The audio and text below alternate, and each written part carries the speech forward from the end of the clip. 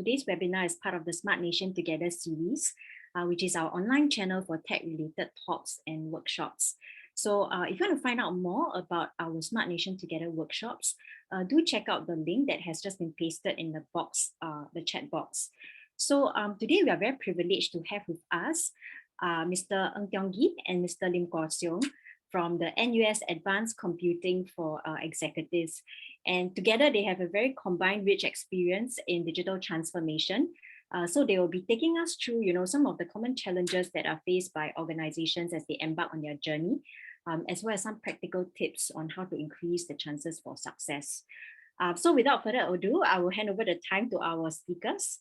Guo Seong and Tiong Gee, over to you, please. Hi, good afternoon. Good afternoon. Okay, so for this next 1 hour or slightly less, what we will do is we will share with you the various challenges of digital transformation faced by both large corporate and SME. These are part of our experience over the past many years. And at the same time, we try to also cover some practical experience in terms of ideas and insights which can actually reduce some of the failure in terms of the digital transformation journey. So this is the background both between Tiong Gee and myself in terms of digital and tech experiences. Tiong Gee, you'd like to cover part of it? Yeah, I think combined together, we are probably more than half a century of experience. So I've covered semiconductor, the manufacturing, high tech, manufacturing essentially in semiconductor. I've also covered hospitality, working directly with these companies as a CIO, CTO. So at the moment, I work as an advisor to many organizations in digital transformation, including Sentosa Development Corp. I sit on the boards of hospitality companies, hospital, and shipping companies, e-commerce companies. So quite a lot of them are actually doing digital transformation. So the other experience also cover the construction in banking, the retail bank, the private bank, and insurance business. And in terms of the role that we play, we have seen digital transformation from a various angles, from the execution by the tech itself, but we also play certain role from the business. So it's a different shoes, HR, M&A, both strategy planning, but also the execution. In terms of the coverage of region, we have experience in terms of US, Europe, China, Hong Kong, and basically North Asia, ASEAN closer to home, Australia, and things like that. In terms of the size of the transformation program, we have done big and small. The larger one, larger than 100 million. In fact, one of the initiative I'm working on for the next 2-3 years probably will exceed 200 over millions. So these are basically our background. And next, we would like to have a few minutes of your time. Tiong Gee? So you want to share? Let me share.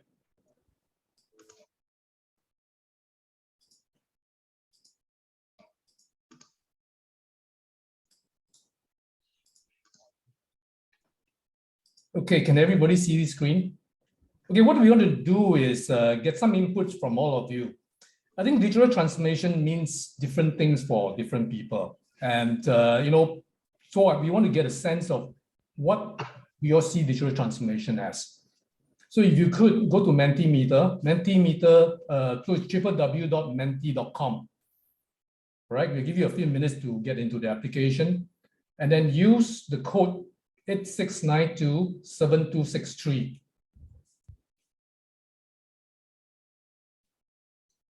Key in what does digital mean to you. I see Instagram, online, Facebook. Very good, very good. Keep it coming. Keep it coming. What does digital mean to you? Part of the, as you're keying in, right? Part of the reason why we want to actually talk about why digital transformation failed is because myself and Guo Xiong, we have gone through many projects, and we have a fair share of transformation projects that fail. And I think it's always more important to learn from projects that fail as well, so that you make sure you don't repeat those mistakes. Okay, so you're getting a lot more inputs now. So you see IoT, we see cyber, we see paperless, right? Paperless is coming to the center of the screen, which means that a lot of you are actually keying in paperless. Yes, paperless is one aspect of digital transformation, of digital. We did this a couple of times. At one time, we did it across 100 over participants as well across Asia Pacific. We get very similar comments, actually, very similar to what I see here. People talk about productivity, always connected, AI technology, very similar. What it means for us, actually, okay, what it means for us is that it means a lot of things. There's no single definition of digital transformation. And that's what we intend to go into, right? So 3 key things are coming up, right? Technology, paperless, and online. Okay, very good. Very, very good. So we have a fair idea of it. I'm going to go back to the slides. Thanks for participating.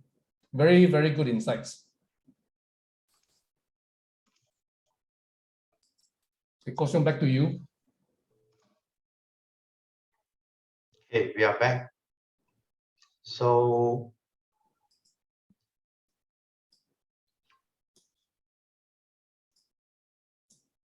talking about the digital transformation failure. So there were actually quite a bit of survey done in the region, in fact, in various regions in the world. Up to 84% of the digital transformation, the initiative actually failed, right? Tionggi? Yes, I think there is a lot of highlight on success, but not enough highlight on failures. And I think it's much more important for us also to learn why people spend millions and millions of dollars, hundreds of millions of dollars, and then it fails. So it's very important for us to understand the lesson from there. And that is what I hope to impart today. And we may be thinking about probably some of the older generation company will have this problem, but surprisingly, even some of the high-tech, the telco, media company, which is supposed to be on the forefront, you put that together over the last few years, you don't get more than 30–40% of success. So this is actually something worth explore and trying to find out what are the contributing factors that cause the failure. So I guess, Tionggi, maybe we should start out with something in terms of the definition, because we hear so much about digitalization, digitization, digital transformation, business transformation. There are so many, right? Shall we start off with agreeing, or maybe agree to disagree with some definition? What do you think? Yeah, I think it's a good idea. I think we need to come up with some starting point, and then from there we can get a sense of where we are discussing, right? So as we talk about it, right, my personal opinion is that many people look at digital transformation. I look at top 3 of what in the Mentimeter, people talk about technology, paperless, online. So a lot of people think that digital transformation is new tech, and you're not right, not wrong. So I think very much opinion of people, right? People look at transformation and say they've done transformation. We call it lipstick transformation. What's lipstick transformation? So lipstick, just like when you put lipstick on your woman, right, on the lips, it's just for show, right? So there are people, I've seen companies where they say, I've done digital transformation, but what have they done? I've seen one company, they're a bit backward, right? But so when they did the cloud, they say, I've done digital transformation. Again, those are very lipstick. And then people equate digital transformation to digitalization. So in the past, right, when you automate anything, people say that's computerization. Today, people say that's digitalization.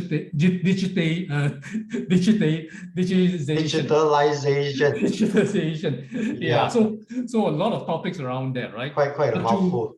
Quite a mouthful, right? So at the end of the day, before you go into the next one, allow me to just inject. So the lipstick digitalization itself, basically they focus more on things like social media, your website, which looks good. But behind the scene, their internal operation and their processes, they are not digitalized and they are not automated. And in terms of the Mentimeter, just now somebody talking about paperless and all that stuff. So the digitization, the definition, sometimes refer to moving from analog, converting that to digital. Some looking at automation, some talking about improving their productivities. And then the next one, business transformation. Yeah, I want to add on to what Kwok Siong talked about, right, with a story of my own, right, the lipstick part. So many years ago, back in the 90s, I worked for a company called Gateway. I don't know how many of you remember that. At that time, Gateway was larger than Dell. Can you imagine that? And we have a website. So Dell doesn't even have a website way in the beginning. So very advanced. So website selling e-commerce. I don't know if people old enough will remember that. So people are very amazed with it, right? You can actually choose buy a computer, PC on a website. But imagine, right, at the back end, there's many people actually keying in what people have keyed into the website. So the customer look at it and say, wow, this company is very advanced, but there is many workers behind actually rekeying everything into the fulfillment system. That is lipstick. But to a customer, you look at the company and say, wow, this company is very advanced. So is it good? Is it bad? Well, I think it depends on how you look at it. Part of business transformation, which is what you're coming to actually. So for the business transformation, I guess the definition will cover things like a new business model. You need to know exactly what your company is aspiring to do, looking at your new product, service innovation. Potentially, you may even have a brand new AI chatbot and all that. So it's actually a combination, not just tech, but also your business. So if you look at this, what Tiong has shared, there are actually many interpretations. So it all depends on the agreed definition and the objective for the respective company. It is important to create that understanding. What does that digital transformation mean to your company? Are you talking about optimizing certain process, or are you looking at creating a brand new digital business? So based on your roadmap, if you have worked out one, what exactly is the priority? Yeah, and for many organizations, right, digital transformation puts the customer at the center. So the customer journey becomes the key. So customer journey doesn't only look at consumer customer, you also look at your end customer as well. So in most digital transformation, the key part is making use of technology to improve, enhance the customer experience. We'll talk a bit more later on.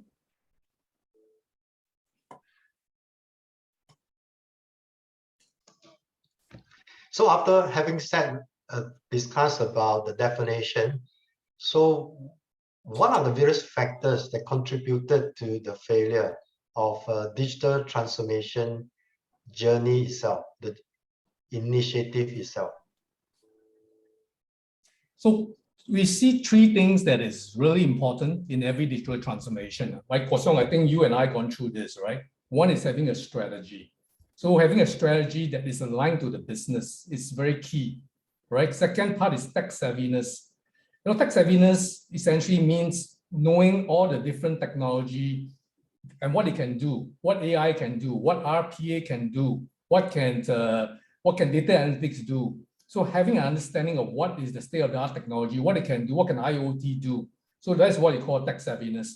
Then the third part is execution. So we find that many companies go into digital transformation without having all these elements covered. So it's either one, two, or either one of the three, right? I don't know. I mean, Kwok Siong, what do you think? So when we look at the different aspect of it, we kind of have our conclusion. Digital transformation strategy without execution is more like a branding exercise in such a way that in the shorter term, it may help to boost your stock price because you have a strategy. Yeah. And sometimes an objective. There's nothing wrong with that as well. And then you have this transformation execution without clear strategy. So you are actually likely to end up with an endless nightmare, a lot of waste of your investment, company investment and resources. So basically, both strategy and execution are equally important. So maybe what we can discuss, let's look at the business strategy part. What are the factors? Remember, Tionggi, we done this, one of the research with the SME digitalization. Yep. Not too long ago. There was this, one of the conclusion talking about the success digital transformation and digital journey. One of the key factors is having the progressive leadership. If you can recall. Yes, I think it's a very important study, right? So we actually did a study with a research unit and over quite a number of SMEs.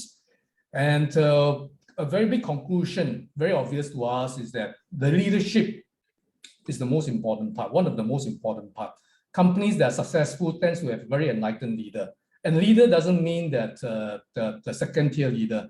Leader typically talks about whether it's the CE or whether it's the owner of the company, not them delegating down. So what we see in a lot of companies happening is that chief CEO delegate down to the CIO or delegate down to someone and call him CDO, you go and execute. And the possibility of failing is rather high. If the CEO is not committed to it, CEO doesn't understand the digital transformation.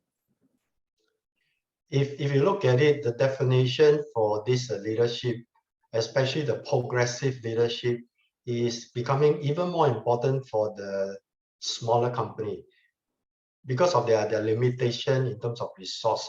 But if the leadership have this awareness of the landscape of the industry trend, having the vision and also the long-term goal, he or she may not know how to do it, but because they have the vision and have the passion, want to drive the digital transformation, the success become a lot higher. In fact, Tionggi, talking about that, I was just thinking about, not sure about your experience. I work in various countries. One of the very common topic in the past, including today, is innovation. Sometimes, in fact, if you look at some of the job KPI, one of the KPI is actually innovation, whether you are from operation or from business. But the problem, based on my experience, is that a lot of this innovation without leadership, you always end up as a lip service, meaning that, hey, do we have something to show the maybe shareholder? What is our innovation? Better have something. But you end up as a lip service within the organization with very little dedicated focus. Maybe I could give one example. Just ask yourself, whoever company that you are from, if your company do have an innovation working committee or committee, whatever you call that, do they get cancelled easily? Let's say you have a monthly meeting. Do they get cancelled easily simply because the chair not free or so and so not available, or there's a public holiday, then they just cancel it and there's no innovation committee meeting? But then when you look at your audit committee meeting, it's sure to happen. Every month you will have your audit committee meeting. Then you find that what is actually more important is actually the BAU, the compliance, that is more important than innovation. And that has to come from a very progressive leadership. Yeah, I sit on the advisory board of Sentosa Development Corp. They are doing a digital transformation. For many years, nothing happened. And Bob, a new chairman, came in. So Bob, those of you who know Bob, took over as chairman of Sentosa Development Corp. He formed, the chairman himself, mind you, is not executive. He formed a digital transformation advisory board consisting of industry leaders. And you can imagine, right? Every meeting, all the staff from Sentosa Development Corp involved is always present. The CEO and all her the direct reports are always present. So you can imagine the progress they have done in terms of digital transformation. So you got to come from the top, if not the CEO, but the chairman himself. The chairman is going to be a bit harder, but minimum the CEO got to be involved. Next one about the stakeholder involvement, their support, and be mindful, different stakeholder, even though they may be from the same company, they will have a different perspective, different expectation, and as usual, different KPI for their own department. And let alone if your company also need to work with external partners, then it can become more complicated. How can you actually align their expectation? Yeah. I mean, besides the leader, I think the team, the stakeholders, including customers and suppliers and what you have, right? Shareholders, I think they got to actually understand that what the company is going through as well. In fact, if I were to recall one of the country that I work on in terms of digital initiative, I could share now is that if you were to look at a company having the sales department, having the marketing department, and having the finance department, they could all have quite different perspective in terms of digital transformation needs. For the sales, they are only interested to close the sales as quickly as possible. So what it means is that if I do have to capture customer data, maybe 3 to 5 data field, mainly their contact, and then I want to close the deal. That's it. Then now you move on to marketing. On the same business initiative, marketing say I need to have the portfolio insight. I need to have the depth. I need to know the family tree. I need to know the segment. Can anybody capture 100 data field for me instead of 3 data field? Now you move on to the finance of the same company. Finance say, I need accuracy. I need accrual. I need to do chargeback. Can somebody also capture some non-sales and marketing related data for me? Then what happened? Then now you have the operation and the tech faithfully develop this digital tech platform. System is ready. Nobody is going to capture the raw data. And what's going to happen? You're going to have a white elephant, a very huge elephant, spend a lot of investment, but your ultimate benefit is not realized. As simple as that. So stakeholders alignment is something very, very key. I agree. Okay, so one of the important things that we have to look at is always define the success criteria right at the start. Coming back to the front just now we talked about, right? Something I always believe in is begin with the end in mind. What do you want to accomplish? Don't leave anything to chance. What does it mean? What does success look like to you when you start on this project? And then the second part is having a business case, right? There must be a business case for every project. So it's very, very hard to start a project unilaterally. You don't have a business case. Then from the business case, assuming you get accepted, then define the success criteria and make sure all the stakeholders are bought into it and agree with it as well. If you don't have it, then that's another possible sign of future failure. Another point I would like to inject is also, I've done lots and lots of business case and then from a different market and country before. I noticed one of the common business justifications are customer experience. To be more technical, you have the net promoter score. And then some talking about the speed of processing, the error rate, the market size, productivities. But they will just justify and with something very high level. So I normally talk to them is, when it comes to the digital transformation, you need to spend a lot of investment. For the small one, maybe $1 million. For the large one, can be hundreds of millions. So ultimately, your justification should result into the increase of your P&L, a sustainable increased growth. So if you can't, if you just share something a little bit on the motherhood, then you are not going to get something out of it so easily. Your success criteria is actually not clear at all. And then it's very difficult to measure and not sustainable. Correct. Next topic, we talk about company maturity level and their readiness.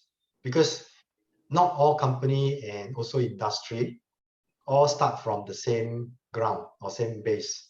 We know that Roman was not built within a day, so we should not try to run before we can walk. There are company, what they do is that, okay, I have nothing and I know that having a mobile app is something must have, and it is something that is sexy. So let's do something first without looking at the complete picture of the company maturity level or the digital maturity level. So what will happen is, you know that mobile apps, everybody used it, and then if we do a few clicks, we are not happy, we move on. And the worst thing is, they do a few clicks, because your back end is not straight through, it's not automated, all the problems that's happening at the back will all be exposed through your mobile apps. So is it something that you are doing good for the company? Maybe, maybe not. You actually expose the inefficiency of the company. What kind of confidence that the company trying to project to the customers or the prospect? So there are a lot of things need to think about in terms of the maturity level, the company, the culture, the human-centric decision making. What about the employee skill upgrade? We cannot just put together some IT stuff, hardware, software, and then without looking at the human aspect. And they all have to be ready, and we then look at it exactly what level we are, and then how can we actually move up and move forward. Yeah, and some companies are very fixated on technology. So recently, an owner of a rather large SME came to me and say, Yonggi, how can I implement AI? Say, hold on. Say, why AI? Say, oh, there's a lot of news in the newspaper about AI, government's promoting AI.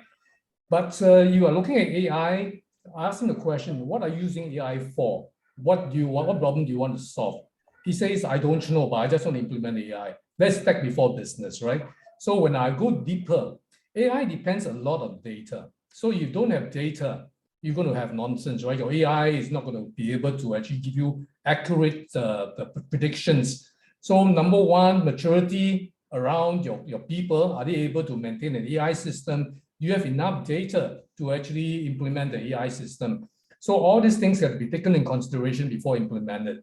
An unscrupulous vendor might come in and say, oh, okay, you can actually implement AI. It's very simple today. And I can guarantee you in a few months, maybe 1 year, the whole project will fail. What will happen, right? The vendor will walk away with a lot of money in the pocket, but you will be left behind with a project that you have to actually make it successful.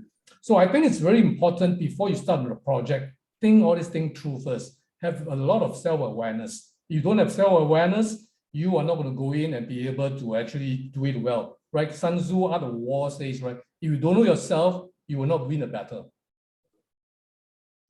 In fact, Yonggi, while we are sharing, suddenly something came to my mind. Recall, was it 2-3 months ago, we volunteered at this East Coast hawker center for the Go Digital thingy. Remember that? And then we visited one of these stores. The operator was so proud. And we took a photo, but I don't want to share it here. It may not be too nice. What happened is that this gentleman actually spent, I think, at least 20,000 for this machine. You know, if you go to visit a bank, there's this cash deposit machine. It is something similar to that. So he has this machine, a damn solid safe. So what you do is, whenever customer comes, you actually put your cash into the machine. And then we ask him, what happened to the cash? Oh, the cash will stay inside the machine because the safe is very safe.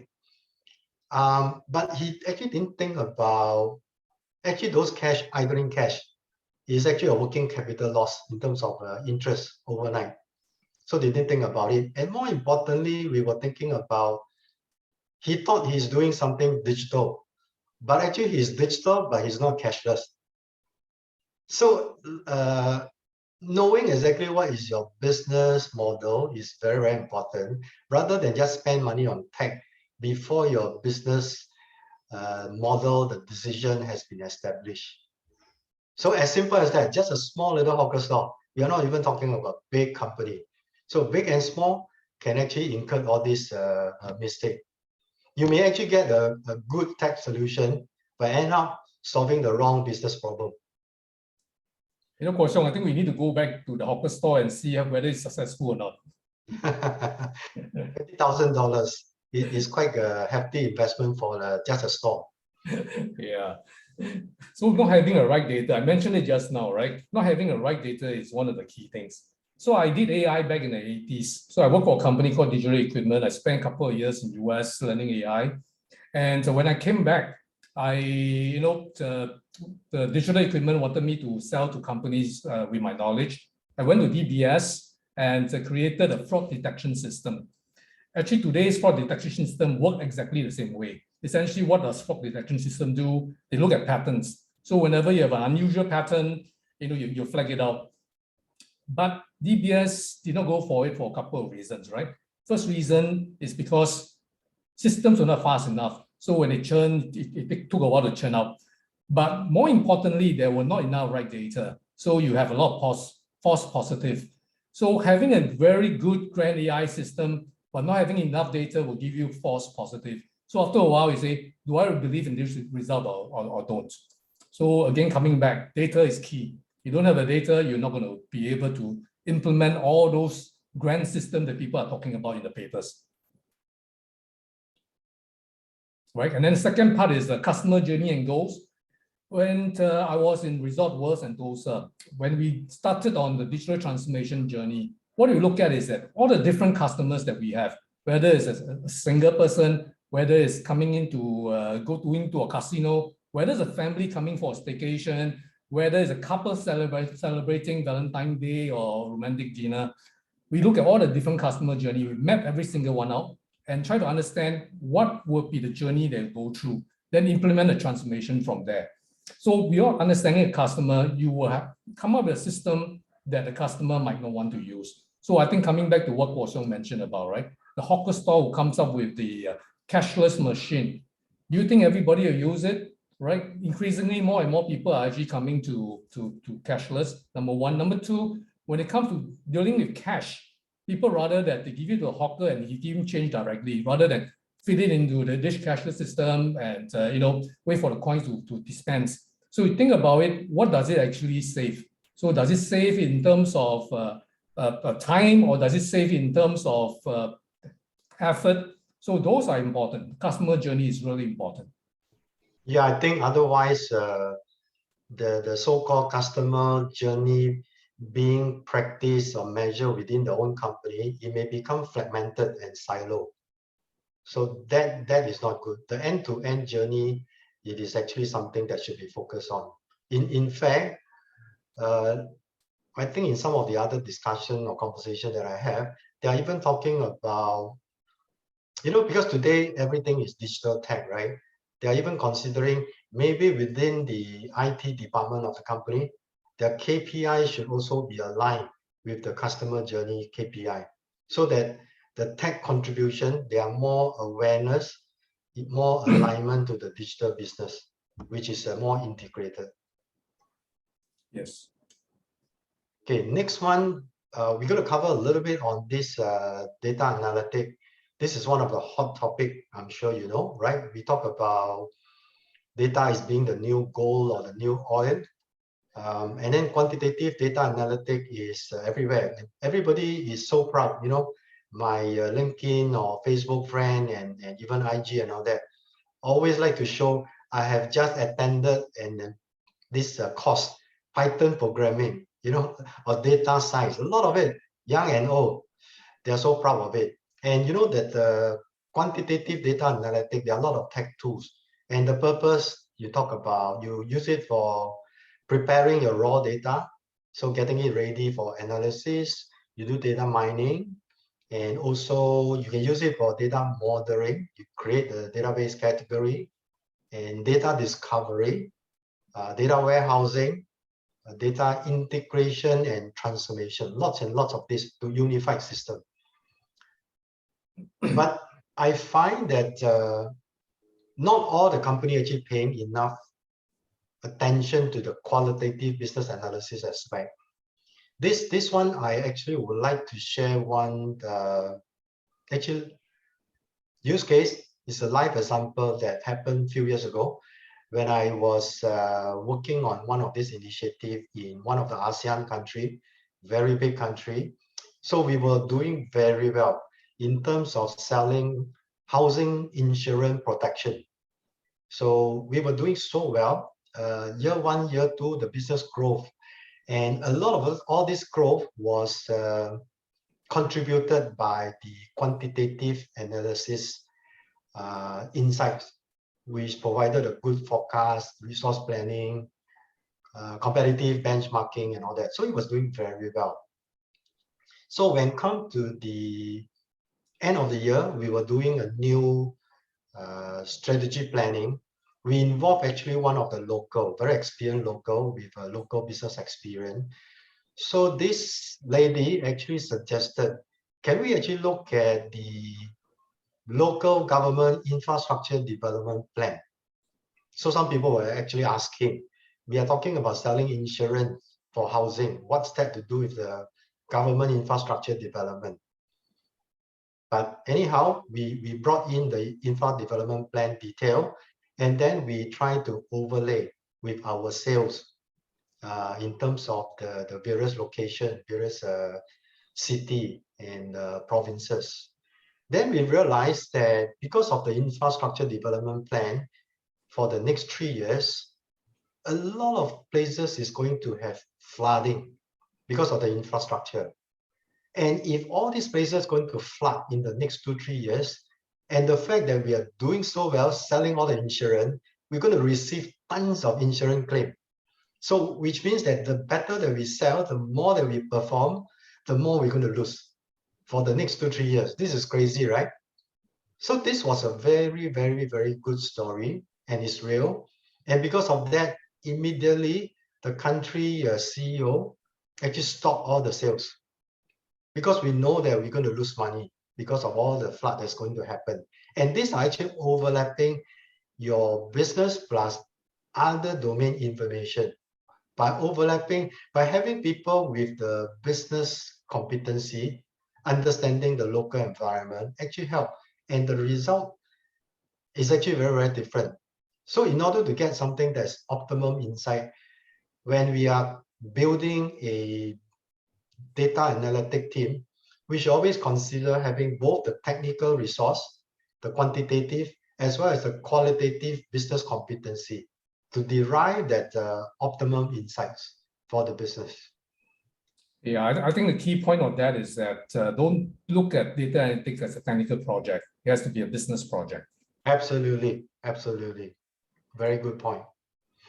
Another one I would like to raise or share is also, a lot of companies, they tend to define their digital channel strategy as an incremental augmentation of the current analog, meaning I have an offline store, so I do some online. But actually, this may not be wrong, but you actually restrict their growth potential offered by the digital tech. Other than those mega brands, they control their own ecosystem. For most of us, it actually would be better for the company to define the channel strategy with business demand, not just gathering from their offline store as well as some of the online channel, but also participation in the whole ecosystem within the country and the market. That will actually help to grow the business a lot more and with a lot more contribution from the ecosystem. But of course, you need to bear in mind, if you want to do that, you need to think about the open API, the value for exchange, what do you have to exchange with the ecosystem, and the digital partnership management, and also align your own company organization structure so that they will be able to sustain the growth. Yeah, just one point to make. I think I saw in the comment someone talked about open API. I think a very important topic. So when looking at China's ecosystem, part of the digital transformation is probably going to be looking at open API. Okay, I think we might have to speed up a bit. Yeah, I think so. Yeah. Okay, I think I also seen the comment here talk about cybersecurity. Very, very key. I think this is one part I call hygiene factor. Don't do any project without thinking about cybersecurity. Again, you don't need to go overboard. So when I talked to my board when I was a CIO, the key thing I always approach is that everybody asks me, can you actually prevent any attack? I said the answer is no. But what I will do is I will make sure the house is locked, every window is locked. And if a person is determined, a hacker is determined enough, you'll get through anyway, right? So that's the first point. And the data privacy is very important as well, because as you've seen the papers, right? You don't protect the data, you're going to come out of papers and you're going to have a lot of reputational damage. Yeah, correct. So cloud services, we are talking about, I think, Tiong Ki, you have something to share, right? In the past. Yeah, I think people are going to the cloud. I think cloud is very important. And I think if you are still using your servers at, in your office, then I think eventually you will become obsolete. So the ability to make use of cloud as well as internal servers effectively is probably going to be key in your transformation journey. I think one thing need to bear in mind is that the public cloud, a lot of companies, even the larger one, they have this problem in terms of usage, the billing validation. A lot of time they just receive the bill and they pay. They don't know how to validate. If somebody charge you 5,000 a month versus 10,000, they are having 100 pages of billing detail. They don't know how to break it down and then decide whether that's correct. And then don't pass it on to finance. No way for finance to validate that. So this is something very important. You need to figure out and find some tools to help you.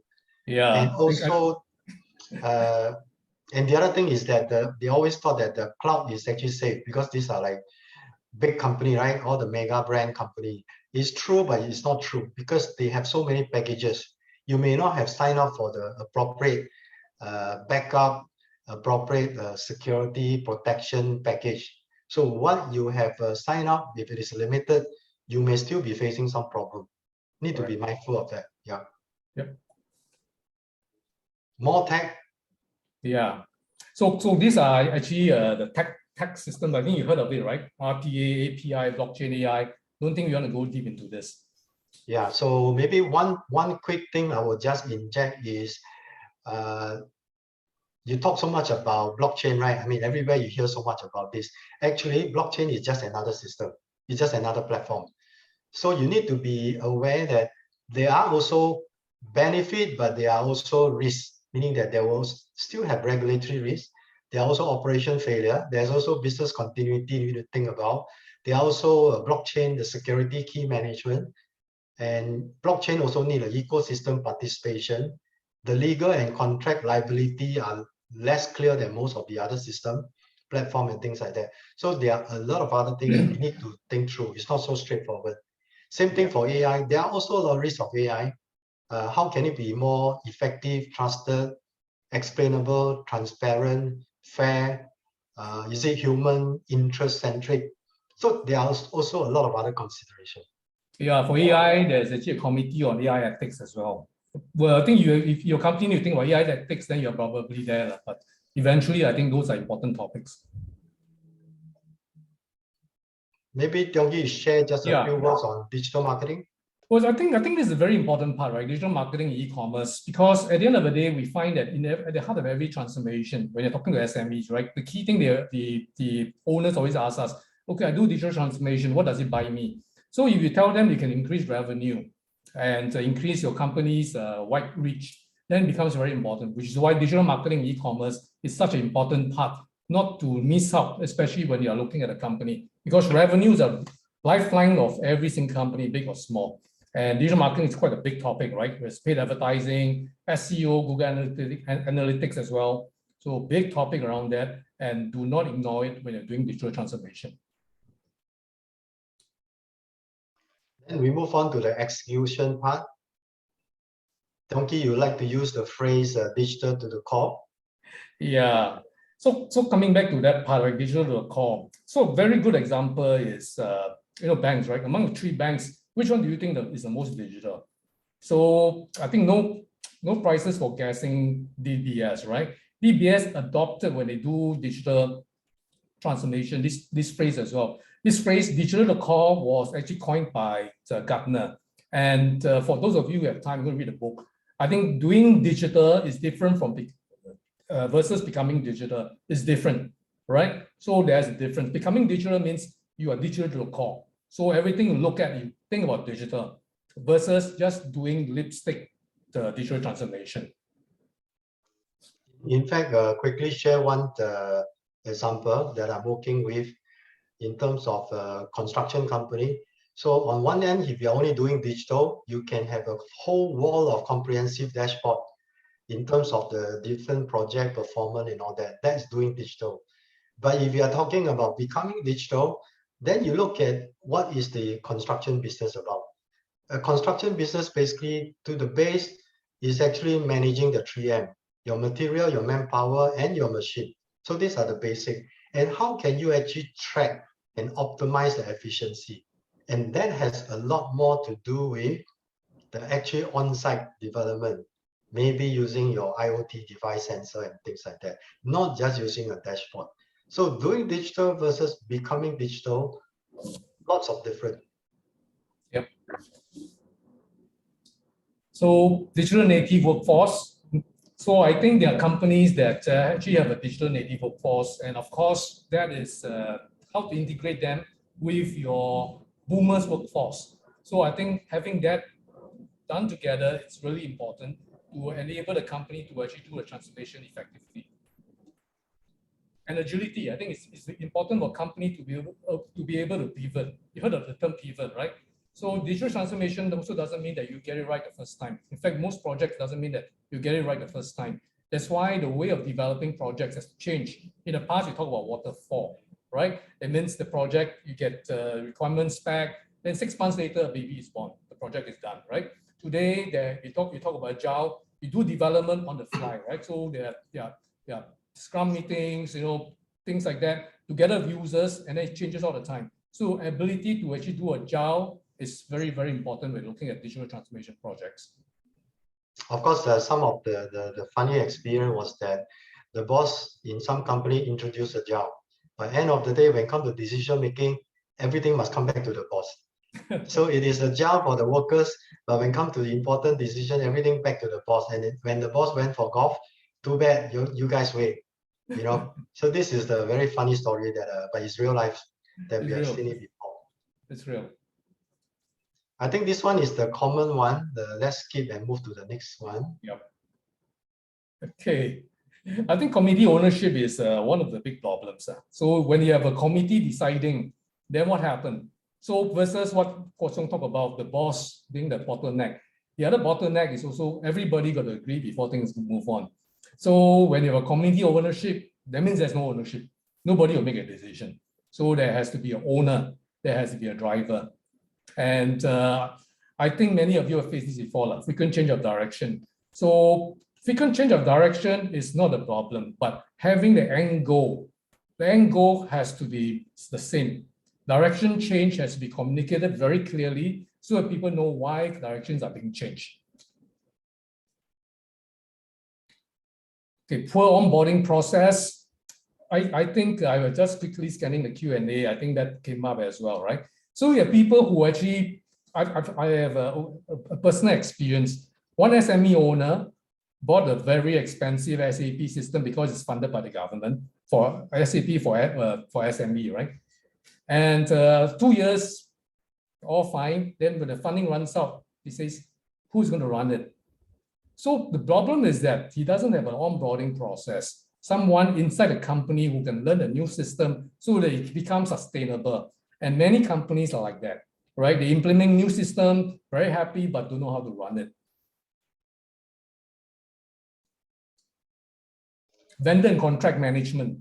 So I talked about Agile just now. So in the past, you have a project, it's very easy to estimate how much it costs. But Agile, how do you estimate? So the way to do contract management for future projects is very different. So people need to understand that so that you can actually be able to effectively manage it. Variation order, for instance, right? You keep getting variation order, your project will run away. So how do you manage those? So another problem that business transformation projects have to look into. So we talk agile, and then we talk about minimum viable product versus the waterfall approach and things like that. End of the day, we need to be mindful that even we talk agile, the resources, the investment is still finite. We still have to manage. If you talk about MVP and then Agile and all that, otherwise, end of the day, the whole project will still have incurred a runaway cost. So most likely in some of the larger program, you will have actually a mixed approach that combining the two. Yeah. And the next one is sustainability interfaces, TCO. Unless your company is a brand new, you're starting from a greenfield and all that. Otherwise, it tends to have some old existing system.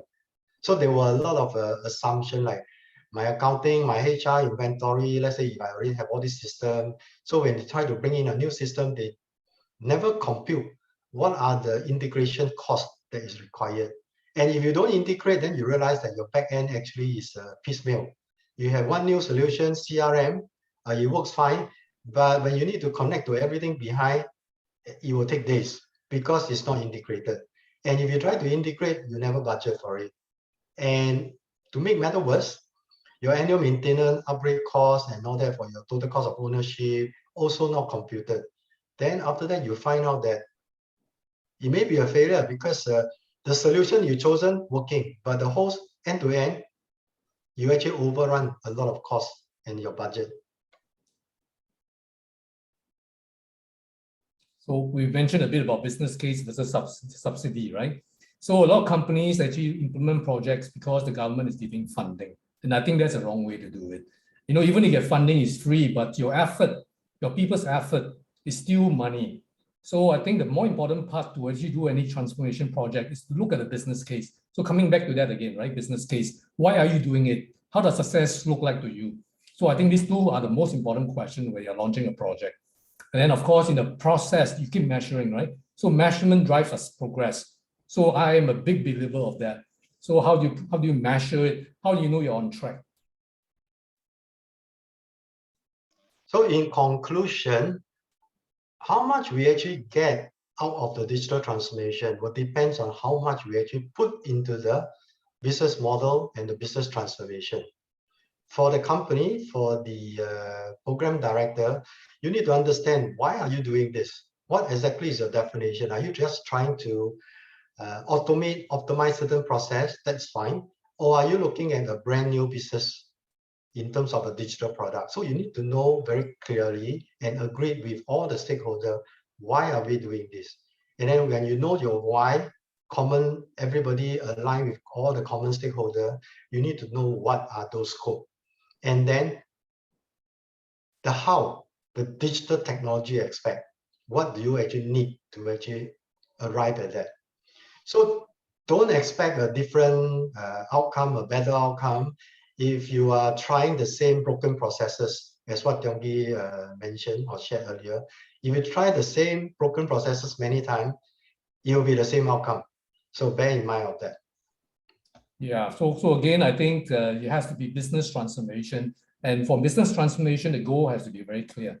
The ROI got to be very clear. Because at the end of the day, you're still making money, right? Or helping to accomplish some policy or goals. So if you like to have gather more insights, of course, try to attend many others webinar and event. And the other option you may consider is also to maybe sign up with the NUS Digital Transformation Program. This program is actually developed by practitioners, meaning that they are all from different MNC as their C-suite level. For practitioners, meaning that if you like lots and lots of theory, don't come for this program, but you want something that can make things works and practical, this is a program that you should consider. Yeah, all the lecturers are former C-suite who are actually now retired, right? So for taking a break, so they share real experiences like what we are sharing now. This is some of the information. The DT program will commence sometime around in April, May. So if you are interested, you can always go to the NUS ACE website, or you can email direct to SOC-ACE at NUS. Content of the program will cover 3 different professional cert: digital marketing and e-commerce, digital tech and operation, last but not least, digital strategy and implementation. Again, if you need more updates, feel free to go to the NUS website, Advanced Computing for Executive, or you can email direct. Yeah. So, and please give us your feedback on today's session. You can scan the QR code.